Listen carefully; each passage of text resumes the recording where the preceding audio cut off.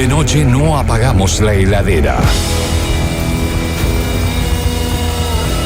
Almacén de Discos, el programa en donde el rock se conserva fresco y en buen estado. De lunes a viernes, de 13 a 16, Radio Cantilo.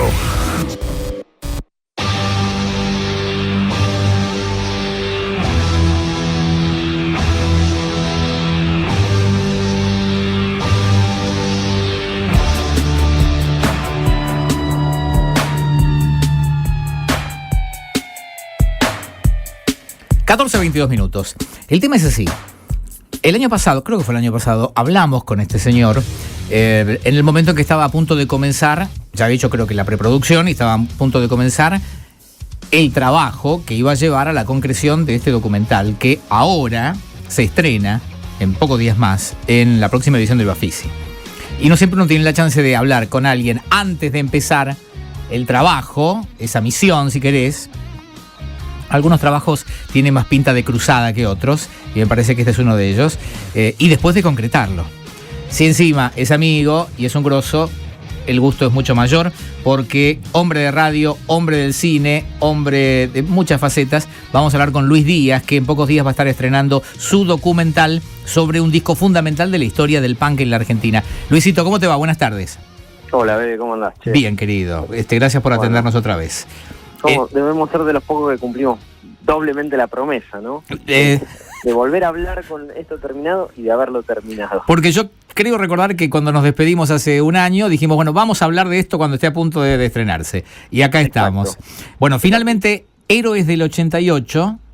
Sí, igual tengo problemas para decirlo, digamos, en forma oral, porque está escrito en forma, digamos, para los dos géneros. Sí, está escrito como se escribían los fanzines de la época. Tenés razón. Porque en los fanzines de la época ya se usaba la X para hablar de tanto femenino como masculino, ya estaba deconstruido el punk. Es cierto. Entonces, mira vos. Entonces, digo, tiene que ver con eso, cuando muchos me dicen, claro, tiene que ver con, digo, sí, en realidad tiene que ver con que yo aprendí a leer fanzines o leía los fanzines punk y ya escribían con la X, entonces me parecía que todo cerraba también. Tienes toda la razón. Y por supuesto habla de aquel de la conformación de aquel famoso compilado Invasión 88. Recuerdo tu expectativa y tus planes y tus deseos la última vez que charlamos. Bueno, ahora con el producto terminado, contame qué conseguiste de todo aquello que querías. La verdad que creo que cuando hablamos hace un año estábamos todavía terminando de encontrar músicos, productores, había notas que todavía no sabíamos si iban a suceder. Y un año después, y con la película ya a punto de estrenarse, por suerte podemos decir que estamos hiper contentos y que hemos dado con, que te diría hasta más quizás de lo que esperábamos. El documental que cuenta un poco la creación y el que lean entre líneas un poco más de lo que fue Invasión 88, ese compilado hardcore punk, tiene a todos integrantes de todas las bandas. Todas las bandas están representadas por al menos un integrante. E incluso integrantes de bandas que quedaron afuera o que tocaron en el recital en vivo que se hizo después de presentación, como Mal Momento, por ejemplo, que no está en el disco y sí tocó en vivo, y una banda que iba a estar adentro y que la llamaron a último momento y le dijeron, che, mirá, la verdad que no podés estar porque tiene que entrar tal banda. Bueno, esa banda que es como el quinto Beatle quizás de la Invasión 88 también está ahí. Más los productores, más gente muy cercana a la escena de esa época que cuenta sus impresiones, más un montón de músicos como gente integrante de Los Brujos y de otras bandas que estuvieron en el recital, el artista original de la tapa, que es también el artista original del afiche de la película. Bueno, están todos, creo yo. Digo, va a pasar que tenemos la película y me digan, che, te faltó tal, te faltó seguro. Tal. Bueno, sí, y hay gente que quisimos que esté y no está, y está bien también, y tratamos como de explicarlo en el documental. Demos un pasito atrás. Volvé a explicar por qué es importante aquel compilado de Invasión 88. Invasión 88 es un disco que sale precisamente en el año 1988, que es la idea de dos pibes de 20 y 24 años por ese entonces, Chuchu Fasanelli y Walter Cole, que venían intentando editar bandas punk, Masacre Palestina, Comando Suicida, Sentimiento Incontrolable, que habían sacado unos disquitos, unos simples de 4 temas, y entonces dijeron, bueno, ¿por qué no hacemos un disco con un montón de todas las bandas que están dando vueltas? Y dentro de ese disco entraron bandas como Flema, o como Ataque 77 o Comando Suicida, y rescataron grabaciones de dos bandas que son fundamentales, de la primera oleada punk de principio de los 80, o sea, todavía en dictadura, que eran los Baraja y los Laxantes, ¿no? Los Baraja, una banda de ahí, oriunda de La Plata incluso. Y fue el primer compilado punk argentino, tuvieron a venir un montón más, pero incluso en Latinoamérica había muy pocos de estos casos, había algunos compilados en Brasil. Y fue el disco que, bueno, después termina, no es el disco que lanza la popularidad Ataque 77, pero digo, es de donde sale una banda tan importante como es Ataque 77, nos guste más o nos guste menos, digo, ¿no? Y no había nada en esa época, digo, es año 88, una democracia joven, el gobierno de Alfonsín se venía a pique, no había vinilos para fabricar discos, digo, había bandas que habían grabado, visto, haciendo el laburo de archivo, leíamos La Pelo, La Cantarrock, que decían, Ratones Paranoicos grabó su disco, pero no hay vinilo para fabricarlo, con Violadores pasaba lo mismo. Increíble. Y estos dos pibes, nada, cuentan en el documental, fueron a la imprenta y le dijeron, che, queremos hacer este tema, pero no tenemos guita, hacela, y cuando vendimos los discos te la vamos pagando, ¿no? Y era todo así como un arresto muy del hacelo vos mismo, el do it yourself, ¿no? Era como una cruzada, sacar un disco transparente, con un fanzine, con stickers, tapa a todo color, bueno, nada, fue eso. Después lo que me pasó a mí fue que escuché ese disco y dije, pará, esta locura, ¿cómo puede ser que exista? Y a mí me cambió la vida para siempre y dije, bueno, en algún momento voy a tener que agradecérselos. Claro, un poco la importancia está dada por lo que vos marcabas. Así como te pasó a vos con Invasión 88, me parece que el poder de ese legendario compilado es haber, ahora se usa mucho esa palabra, visibilizado algo que a lo mejor algunos venían experimentando, pero en forma aislada. El hecho Totalmente. De que se lanzara comercialmente esto hizo que muchos descubrieran que no estaban solos, en todo caso, en esa búsqueda, en esa línea musical, que iba más de lo musical en aquellas épocas, y me parece que sirvió como para potenciar toda la escena punk en la Argentina. Sí, el documental cuenta un poco también de lo que era esa noche todavía de democracia joven, con el aparato represor de la dictadura militar todavía en actividad, por decirlo de alguna manera, de lo difícil que era salir con una campera de cuero y el pelo pintado. Entonces, digo, sin entrar en un estudio sociológico, porque no es lo que me interesaba, pero sí había que contar. Así como ahora es tan fácil grabar una canción y subirla a un lugar, antes nombrarse punk o intentar hacer algo con el estilo de música que tanto les gustaba a los que están ahí, a los que nos gusta, no era tan simple. Entonces, el documental intenta hacer eso e intenta poner en valor esto, que a veces cuando uno es joven arriesga un montón y a veces las cosas salen bien y que está bueno ponerlo en práctica, ¿no? Nos contaste que, bueno, pudiste entrevistar a un montón de los involucrados directos en aquel lanzamiento. ¿Pudiste conseguir material de la época también?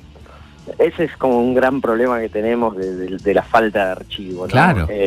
Hay todo, yo creo que está todo lo que hay, ¿no? Ok.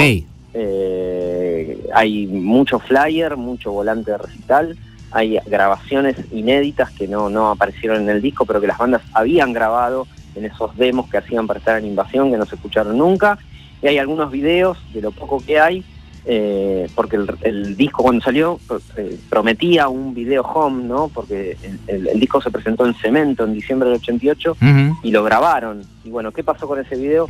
Se cuenta en el documental y demás. Creo que está todo. No dudo que van a ver el documental y va a venir uno que decía, che, pero yo tenía este video, ¿cómo no me dijiste? Claro. Bueno, eso pasa, pero digo, hay que ponerle fin a las cosas también, ¿no? Sí. Me consta aparte que vos hiciste en todo el laburo de preproducción, hiciste mucho pedido sí. a la gente, que los que tuvieran material que se comunicaran con vos. Hiciste un trabajo importante en ese sentido. Sí, fuimos un equipo, la verdad que chico para lo que son las producciones cinematográficas, pero muy entusiasta. Y a mí lo que quiero rescatar, que no éramos todos viejos chotos de más de 35, ¿viste? Que nada, logramos armar, no sé, gente joven que se interesó, y que un poco por la música y un poco por ver que hace 30 años había otros jóvenes como ellos también tratando de hacer cosas. Y laburaron mucho, sí, hemos conseguido algunas perlitas que están por ahí, letras manuscritas a mano, un sello que hacía una banda para estampar remeras, pero un sello de 4x4, tipo, cosas muy precarias de los años 80 que estamos hablando. Me parece que está bueno, qué sé yo, en este momento tengo que estar muy contento, y nada, después vendrán las críticas, después ya es del público la película, ¿viste? Del que la vaya a ver. Es cierto. Bueno, no es novedad esto de que el interés por el género documental creció en forma exponencial en los últimos 10 años. Yo soy de los que creció con la idea de que el documental era algo aburrido, porque en general era sobre temas aburridos y el tratamiento también era aburrido. Pero por suerte, y sobre todo a los que nos gusta la música, la cantidad de documentales con el tema musical y muchos desarrollados en Argentina en los últimos años, la verdad es sorprendente y es maravilloso. Y eso me parece que también nos condicionó a todos de otra manera. Estamos mucho más abiertos y predispuestos a ver este tipo de material documental, sobre todo cuando uno puede relacionarse con eso, porque uno fue contemporáneo también de esas épocas. Tal cual, me parece que eso está creciendo y empieza a pasar eso, como que esta retronostalgia, ¿no?, de la que hablaba Reynolds y de la que hablan un montón cuando quieren hablar de eso, sucede y me parece que ahora también es mucho más fácil, ¿no?, hacer un documental y hacer una película, tenés las herramientas más accesibles y me parece que también esto que hablabas vos de los pedidos que yo hacía por redes también tiene que ver con que estás más cerca de todo. En el documental muchos cuentan de que se enteraron qué bandas estaban en el disco cuando lo fueron a comprar, no era que en todas las redes se anunciaba, va a salir, no existía eso. Entonces me dice, no, yo hay bandas que me enteré que no estaban porque no estuvieron en el disco, antes no lo supe. Entonces me parece que ahora toda esta interrelación, esta cosa de enterarnos de todo, también hace que sea más simple hacer quizás una película. Yo puedo pedir, si alguien tiene un flyer de tal fecha y aparece alguien que no conozco en mi vida y que no lo vi porque te lo escanean y te lo mandan, y lo tenés. Pero está buenísimo, no sé, yo lo estoy esperando. Bueno, no es documental, es ficción la de Mötley Crüe, pero claro, hay montones, ¿no? Montones de materiales que se empiezan a salir a la luz y que, bueno, recién te escuchaba dando el line-up del Woodstock, ¿viste? Sí. Y digo, no hay nada nuevo, bueno, vayamos a recordar las cosas viejas y entender que, bueno, estamos en esa situación. Pero totalmente. Me parece que es importante que se hagan y que estén ahí. Claro que sí. Invasión 88, el álbum se lanzó justamente en 1988. Vos lo estás revisitando y explicando y redescubriendo para mucha gente en este 2019. ¿Qué pasó? Algunos de ellos los conozco de aquella época. El caso específico de Chuchu y Walter, que eran los dueños del sello. Sí. Muy lejos en aquella época de lo que uno podría pensar son los dueños de un sello. O sea, la leyenda cuenta que vendieron una heladera para poder fabricar los primeros vinilos de Comando, Suicida, si no me equivoco. Sí, señor. Pero claro, estamos 30 años más para acá y habrá pasado también con algunos de los músicos con los que charlaste. ¿Qué tal esa mirada, la de ellos y la tuya? Porque hace 30 años vos estabas en un lugar y ahora estás en otro. ¿Qué te pasó con todo eso? No, mira, lo primero que me voy a decir es Walter Colm hoy es el manager de Maluma y de Carlos Vives, digo, ¿no? Okay. Y en su escritorio sigue teniendo discos de Rancid, Mal Momento, Violadores, sigue siendo un fanático de los Violadores, digo, él hizo su laburo, hizo su trabajo y su corazón sigue teniendo la música punk. Como para dar un ejemplo de lo que pasó en 30 años. Digo, bueno, Ataque 77 sabemos. A mí lo que me pasaba era que yo repasaba para hacer las notas, leía el librito de Invasión por vez 1.000.000 y venía gente que no es mi papá, pero tiene 10 años más que yo tengo 42, digo, gente adulta, ¿no? Yo esperaba que vengan los punk de Campegre y no, viene gente grande que algunos siguen con la música, la gran mayoría siguen tocando mal que mal con alguna banda, y otros no, uno es profesor de diseño gráfico en la UBA, otra gente hace otras cosas, era un poco fuerte el golpe. Ahora todos están como muy agradecidos del disco, incluso aquellos que estuvieron en contra en su momento, hoy dicen, y la verdad que fue importante que existiera, porque si no, nada iba a quedar registrado de ese movimiento. Entonces, hay músicos que están muy interesados, otros que lo toman como, sí, la verdad que ni nos dimos cuenta en ese momento de lo que pasaba, y nos damos cuenta ahora porque nos llaman para dar notas o para hacer un documental, y hasta ese variopinto. Y después los que siguen en actividad, y eso se nota, ¿no? Porque algunos llegaron y otros no. Claro.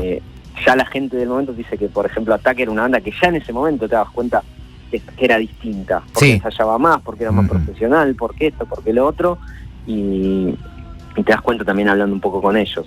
Pero nada, fue un shock. Para mí era como, no sé, todos los días ver a tus ídolos, ¿viste? Digo, es gente que por ahí no conoce a nadie, pero que realmente para mí fue algo conmovedor escuchar ese disco. Entonces, nada, yo estoy recontra agradecido y te juro que mi única preocupación es que les guste a ellos, ¿no? Digo, yo sé por dónde van a venir las críticas, esto, el otro, pero nada, me interesa que ellos se vayan conformes o contentos. Hablaste del arte de tapa, que era muy característico y era maravilloso, Sí. de aquel compilado. Era de Mosquil. De Mosquil. Sí. Bien. Y pudiste reclutarlo también para el póster de Héroes del 88. Sí, Mosquil está viendo en Rosario ahora, dirige la Escuela de Dibujo Animado de Rosario, en un lugar hermoso que se llama la Isla de los Inventos. Si van a Rosario, vayan porque es espectacular. Y él está a cargo de la Escuela de Dibujos Animados. Y vas y hablas de ska, de reggae, de los Who. ¿Viste? Hablábamos 2 horas de eso y 40 minutos hicimos la nota. Y en un momento me dijo, ¿y no crees que te haga un dibujo? Le dije, sí, ¿cómo no voy a creer que me hagas un dibujo? Y se ofreció y hizo el póster, que es un dibujo original para la película, ¿no? Que intenta hacer un poco la continuación de lo que fue la etapa de Invasión, como un poco la evolución de ese chico rubio que pasaba por el espejo y veía como un punk y se asustaba. Sí. Es medio un zombie, sería como ese zombie punk 30 años después, ya medio Walking Dead, ¿no? Pero Claro. bueno, sí, estuvo Mosquil y es muy interesante la entrevista con Mosquil y estuvo bueno, la verdad que sí. Era una pieza que nadie sabía dónde estaba Mosquil, por ejemplo. Lo daban por perdido en Río, en Brasil, y apareció acá en Rosario, estaba acá nomás. No tenía el dato de qué estaba haciendo Walter Colm actualmente, no sabía que estaba vinculado a Vives y Maluma. Sí, sabía por supuesto ya hace muchos años que era un tipo que trabajaba a nivel de toda Latinoamérica. Te pido después me pasás en privado fotos actuales de Colm, a quien Por conocíamos supuesto. como Colmillo Blanco en aquellos años. Sí. Y estaba Chuchu, que era como, a ver, a Chuchu lo he seguido viendo con los años, y es como que es el que más cerca quedó de todo aquello, ¿sí? Totalmente. Yo sigue como con lo mismo, tiene Claro. ahora armó su banda Jóvenes Transmutados, que una banda tenía con el Chino Vera y Adrián Janzón, así que sigue ahí. Ahora toca el hijo la guitarra en vez de tocar el Chino Vera. Mirá. Pero sí, siguen ahí y ellos te lo dicen, yo hacía esto y él hacía lo otro y nos dividíamos. Y me parece que en la evolución también pasó eso. Y funcionaba, porque claro, si uno lo ve de esta manera, Invasión 88 fue lo que fue, y por eso lo estamos analizando 30 años después, y por eso tu documental Héroes del 88, pero a la vez también fue el puntapié inicial para toda una movida de grabación y distribución independiente en la Argentina, porque claro, ese fue el embrión para que después Chucho y Walter hicieran Radio Trípoli Records, y que después saliera el disco de Ataque, Los Auténticos Decadentes. Papo, Memphis. Exactamente. Yo me cruzaba en las oficinas de Trípoli con Ricardo Iorio, porque Hermética salió de ahí también el disco. Un montón de cosas salieron por ahí, y todo tiene que ver con Invasión 88. Sí, eso me parece que también es clave. El documental no entra en esa parte. Por supuesto. Que es eterna, y el documental se queda como con ese disco, pero sí, eso fue lo que lo dice Walter en el documental, ¿no? Eso fue lo que les hizo ver, che, acá hay algo para hacer y nadie lo está haciendo, digo, no solamente desde lo comercial, sino desde darle bola a un montón de grupos que nadie estaba viendo, que las grandes compañías no apostaban. Y sí, apostaron, les salió bien, pero a mí lo que intenta contar el documental era eso, que eran 2 pibes, ¿no? Tenían 20, 24 años, y el resto de las bandas, no sé, los Ataques tenían 17 años, y eran todos muy pibes, ¿no? Entonces era todo muy inocente, incluso todo lo que era violento de la época, después se desfiguró, algunas bandas se fueron para un lado realmente feo, ¿no? Pero digo, también es la inocencia de toda una noche oscura, represiva, bla, bla, bla. Pero por ahí un poco intenta ir esta historia de Héroes del 88. Y a la vez tiene mucho sentido que haya sido así, que haya sido un grupo de gente muy joven y outsiders del sistema los que generaron esto. Digo, si hubiera sido al revés, si hubiera sido a través de una compañía multinacional, le hubiera quitado un poco de legitimidad a toda la movida, seguramente. Yo entiendo que sí, que no sé, nadie se había interesado en ese momento. Digo, vuelvo a lo anterior, era un momento medio crítico del país también, claro, ¿no? Con Cinco ya en decadencia, los levantamientos de ricos en el DIN, la tablada. No estaba el clima para que alguien apueste a eso. Medio ahora, pero ahora no sale, no sé qué pasa, pero digo, es un poco así. Sí, estamos viviendo un momento muy punk también, sí, ok, te entiendo. Sí, pero faltan las bandas, falta la escena, quizás. Falta la escena, pasa por otro lado. Puede ser. Luisito, finalmente, Héroes del 88 se va a ver en el Bafisi. Sí, era como un objetivo, lo hablamos en aquella nota, los festivales importantes en Argentina son 2, es Mar del Plata y es Bafisi, no llegamos a uno. Lo quisieron tener, agradecemos, pero no llegábamos ni por asomo, porque fue en noviembre del año pasado. y llegamos al Bafisi y estamos recontentos porque el Bafisi tiene a veces ese prejuzgamiento de que es un cine difícil, bla, bla, bla, pero es el cine con el que un montón de personas como yo nos animamos a hacer cine, de ver que había un montón de películas que se podía hacer. Así que la verdad que poder estrenar ahí también es otra felicidad que a mí me da mucho y se estrena. Hay 2 funciones confirmadas, que son el jueves 4 a las 22:40 y el viernes 5 a las 17:15. Las entradas se empiezan a vender el 27 ahora de marzo por internet, si no en el lugar no creo que se agoten. ¿Cuál va a ser la sede este año? Multiplex Belgrano. Ok. Ahí en Monroe, no es Monroe, es Pampa, y bueno, por ahí, Multiplex Belgrano, sí. O Bafisi, entran y se enteran. Y hay una función más seguro en un bar, porque va a haber las películas de rock de este año van a estar en bares también, pasándose, organizado por el festival. Y no me acuerdo si hay alguna más, todavía no me la pudieron confirmar. Pero bueno, por lo pronto, jueves 4, viernes 5 y la del bar, y si no, siguen Héroes con X en vez de la E, del 88 en las redes y se van a enterar de todo. Luis Díaz, el productor, el realizador, el director de Héroes del 88. Viejo, abrazo grande, muchísima mer con la película. Gracias, bebé, un honor siempre hablar con vos, a esto es lo que te aprecio, te quiero, te admiro y todas esas cosas, así que nada, nos cruzaremos por ahí. Seguro que sí, igualmente, abrazo grande. Chao, bebé, gracias. Luis Díaz, ya saben, Héroes del 88, siempre me sentí muy cerca de toda esa movida básicamente porque estaba ahí, yo era contemporáneo, no por formar parte de la escena de ninguna manera. Yo apenas empezaba a laburar en radio, pero conocí muy temprano a los chicos todavía no era Radio Trípoli. Debo haber recibido una de las primeras copias a lo mejor de Invasión 88 con el vinilo transparente. La primer nota ataque se la hicimos en un programa de AM de Radio Excelsior en la trasnoche, presentando el álbum a los chicos de Ataque. O sea, una cosa rarísima para la época.